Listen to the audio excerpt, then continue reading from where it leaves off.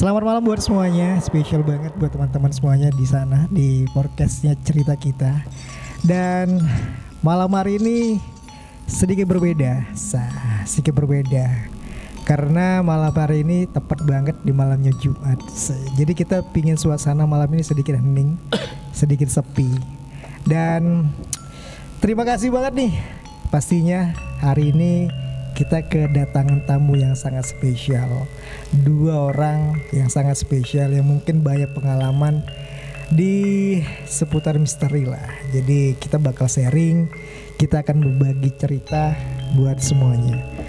Dan apa ya? Dan kita langsung kenalan aja pastinya. Untuk malam hari ini dua narasumber yang spesial menurut saya di malam hari ini. Yang pertama ada Mas Gondrong ya Mas ya. Iya. Oke, silakan Mas dikenalkan diri Mas. Nama saya panggilan saja ya. Saya dipanggil biasanya Gondrong. Jadi umur saya 50 lebih. Ya di sini saya diundang sama hostnya ini yang thank you Mas. Terima kasih Mas. Untuk menceritakan pengalaman-pengalaman yang mungkin saya alami baik selama perjalanan hidup saya. Ya itu aja perkenalan saya. Oke, thank you buat Mas Gondrong atas ceritanya, pengalaman. Nanti kita bakal cerita ya Mas ya tentang perjalanan Mas, kayaknya penuh dengan gak tau lah, susah di ngomongin. Oke, yang kedua narasumber saya. Siapa Mas?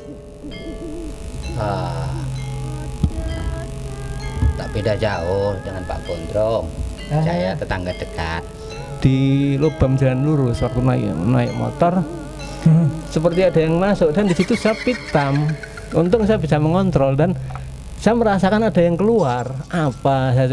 Makanya saya ngomong sama istri saya, hati-hati di jalan ini. Oh, benar. Dan di situ berapa kali saya melihat cahaya, melihat istana, tapi wallahu alam lah. Masalahnya kalau kita cerita sama orang awam, mungkin antara percaya dan tidak Mas ya. kita dikira orang halu tingkat dewa. Oh ya, halusinasi. Ya, iya benar. Makanya kan saya kalau nampak kayak gitu kan saya selalu diam. Udahlah buat saya aja lah. Cukup saya yang tahu Mas ya. Paling sama keluarga saya ceritakan, anak istri saya ceritakan. Berarti Mas di keluarga Mas ini sudah tahu sendiri lah Mas ya, pengalaman yang sering coba ini, coba itu. Udah. Ya itulah pengalaman. Sebenarnya masih banyak sih kalau untuk bertemu terus saya disamperin sama bangsa kayak gitu, terus saya diganggu sampai yang saya tidur di balai bambu balai bambu itu diguncang-guncang sampai kuat kayak gitu. Terus pas saya di Jakarta diteleponan sama istri saya, HP saya itu seperti bunyi angin, nggak tahu pokoknya suaranya itu mendesis. Saya tanya sama orang rumah, ini suara apa? Kamu ngomong apa? Nggak tahu. Dan yang waktu itu saya di Jakarta yang saya tunggu rumah itu 47 tahun nggak pernah dihuni dan pernah untuk uji nyali, terus pernah untuk dukun aborsi yang saya tahu informasinya seperti itu. Makanya saya mau cabut paku di pohon Kamboja sama security tidak boleh, dan security itu tidak berani masuk sampai ke belakang. Cukup di bab itu aja. Ya di pos itu aja, tidur di situ karena kan kamar saya kan di belakang. Oh lah. Nah, sudah banyak lah yang dengar saya alami di situ 5 tahun kurang lebih 5 tahun saya di situ. Wah serem. Teman kos dulunya. Iya. Jadi riwayat cerita tuh tahu semua Mas ya. Dia teman kos. Kalau secara nalar lah logika, bapak ini bisa dilihat, teman kosnya yang lain nggak bisa dilihat gitu. Oh iya benar paham benar. Jadi kalau sampean istilahnya apa ya, telisik atau pengen cerita kayak gitu, justru beda jauh pengalaman saya dengan Mas Gondrong. Bedanya di mana? Kalau dibilang soal kayak hantu lah kan gitu lah. Alhamdulillah. Saya mungkin punya kelebihan apa? Nggak bisa melihat hantu. Betul. Tapi karena dalam arti karena ini sampean bilang tadi indra keenam kan gitu. Berarti apa satunya itu kan gitu. Kalau panca indra jelas kita bisa kan gitu. Keenamnya kan berarti yang berarti batin, mata batin. Kelebihan mata batin. Nah, kan gitu. Istilahnya kalau batin berarti mata batin melihat itu sebenarnya bukan ini loh yang bukan. tapi kepekaan batin. Jiwa kita atau batin kita gimana menyikapin keadaan sekitarnya. Oh benar. Mungkin kalau bagi yang punya panca indera gitu atau istilahnya bisa melihat atau terawang ya. Kalau dihitung ini kita 4 ya 4. Tapi lebih kalau ya. Nah, gitu. Kalau dipakai dengan mata batin itu ya. Nah, itu akan lebih. Akan lebih lagi. Iya.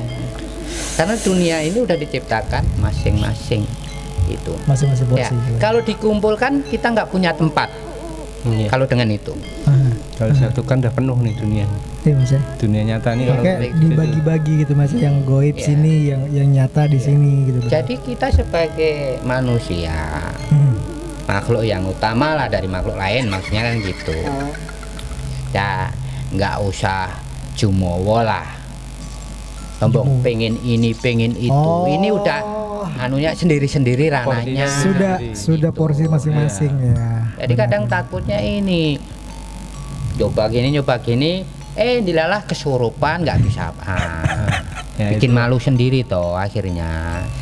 Ya Nah, sih. karena dengan kepekaan itulah kita harusnya menyikapin bahwasanya makhluk lain itu kita harus gimana sama makhluk kan itu. Bukan bahasanya nanti ada orang wah percaya yang gitu-gitu syirik lah. Itu pemahaman yang berbeda. cetek. Gitu loh. Ya kalau dibilang istilahnya kita nggak percaya itu yang gimana kan gitu. Kita mempercayai adanya makhluk gaib itu kan termasuk rukun kan gitu loh. Bukan berarti mempercayai kita punya yang membantu si dia, sebenarnya enggak. Kita lebih utama gitu loh. Jadi kalau kayak gitu pengen juga aku, maaf cakep bahasa penasaran, wah aku pengen lihat gitu ya Pak. Gitu. Sebenarnya dulu asal berawal pun dari penasaran antara gitu. takut dan enggak.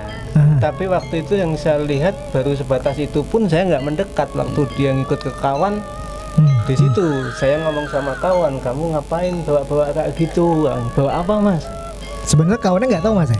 Kawan itu katanya belajar, tapi dia nggak bisa lihat. Dia pernah belajar, tapi dia nggak bisa lihat.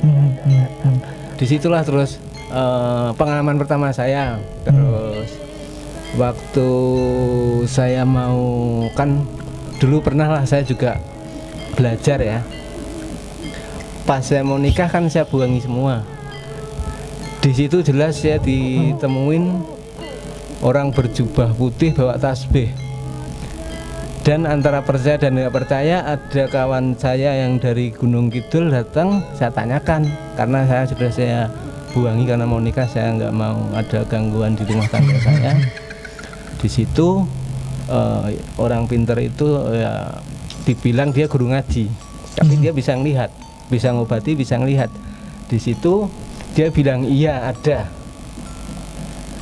Waktu itu saya pengen tasbihnya, mas tolonglah mas diambilkan. Sampean yang dilihati tapi kok malah nyuruh saya ambil sendiri karena itu mungkin kalau sampean yang minta dikasih, kalau saya mungkin nggak dikasih. Kalau saya paksa ngikut sama yang pakai jubah putih itu. Percaya nggak percaya disitulah aku terus waktu saya mulai menghilangkan yang pernah saya belajar, di situ ketakutan saya untuk kegelapan itu berlebihan. Jadi untuk berjalan sendiri saya takut setelah saya menghilangkan apa yang pernah saya pelajari. Disitulah terus kesini balik lagi saya mulai, maksudnya saya dalami lagi, saya belajar lagi. Ya inilah. Jadi kalau masa kita nggak bisa bercerita dengan orang yang nggak percaya. Benar. Karena akan jadi berdebat. Jadi nggak mungkin gitu mas ya? Jadi makanya kalau masalah-masalah kayak gitu kan saya selalu simpan sendiri. Biar cukup saya yang tahu gitu. Iyalah saya sama Tuhan yang tahu kalau memang Tuhan memberikan kelebihan saya untuk bisa melihat. Ya subhanallah mas ya. Walaupun kadang saya pernah dikasih amalan untuk menutup ya saya tutup, tapi memang sesekali pasti nampak. Malah barusan aja ada pengalaman saya juga mistis, barusan pulang kerja ini. Saya kerja di Wisma. Kalau dibilang logika, lift ya, saya dari lantai 3. Tutup pintu, tekan tombol 1. Berarti turun ke lantai 1. Benar. Tapi tadi naik ke lantai 5. Kawan kami berlima, heran semua. Kalau dibilang rusak, lift itu paling tidak kan nggak jalan. Iya. Kalau nama rusak berarti stop di situ. Nah, benar. Kalau terkunci, salah program Iya. tak mungkin lah. Benar. Pencet 1 harusnya turun, kenapa ke 5? Larinya ke 5. Nah gitu.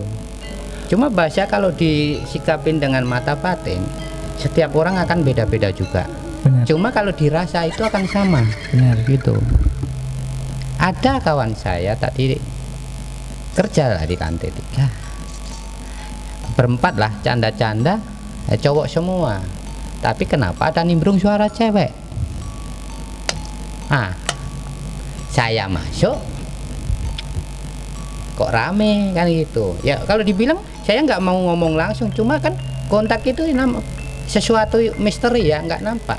Tapi kita merasakan ya dengan niat batin aja, ikut gabung. Nah di situ Positive thinking. itu ya. Kalau memang kayak gitu, saya juga pernah ngalami suara itu. Tapi yang pertama dulu waktu saya masih bujang, mungkin umur 19-20 ya.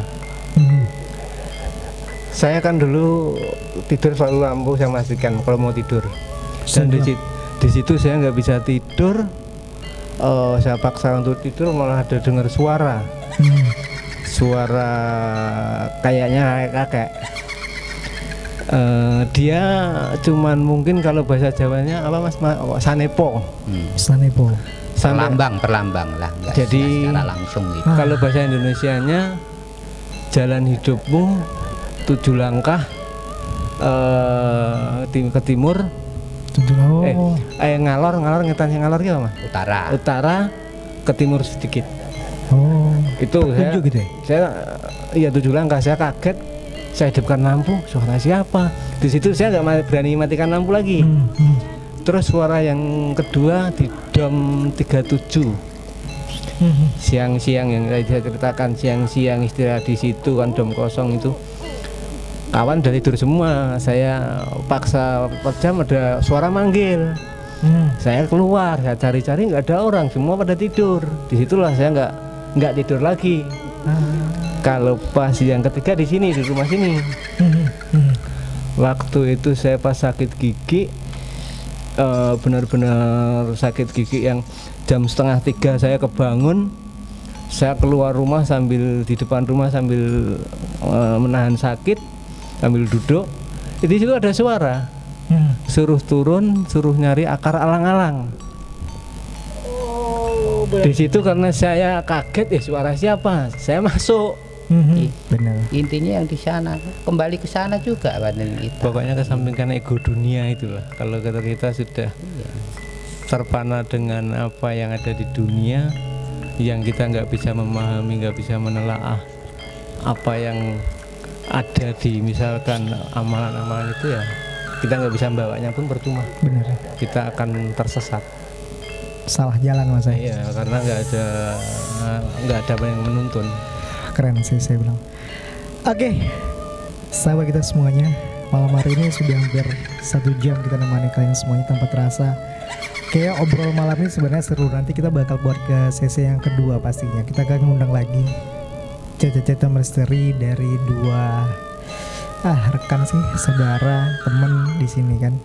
Dan sekali lagi Mas Gondrong, Mas Yono, thank you banget nih Mas. Sama-sama. Ya kan, malam-malam hari sudah berbagi cerita di sini. Semoga nanti cerita ini kita bagikan lagi ke luar sana, dan semoga yang di luar sana Mas bisa mengambil hikmahnya lah dari apa yang kita sampaikan itu. Jadi berpositif thinking aja lah. Dunia memang ada dunia, yang ada 2 dunia Mas ya. ini nyata dan juga tidak nyata mas ya. Oke, sekali lagi thank you banget untuk semuanya dan terima kasih telah hadir, dan jangan lupa untuk apa ya sih orang bilang, like, comment, dan subscribe di videonya. Dan nanti kalau mau di komen silahkan di komen kita di sini. Dan sekali lagi thank you buat semuanya, dan kita akhiri dengan wassalamualaikum warahmatullahi wabarakatuh. Dadah. Waalaikumsalam warahmatullahi wabarakatuh.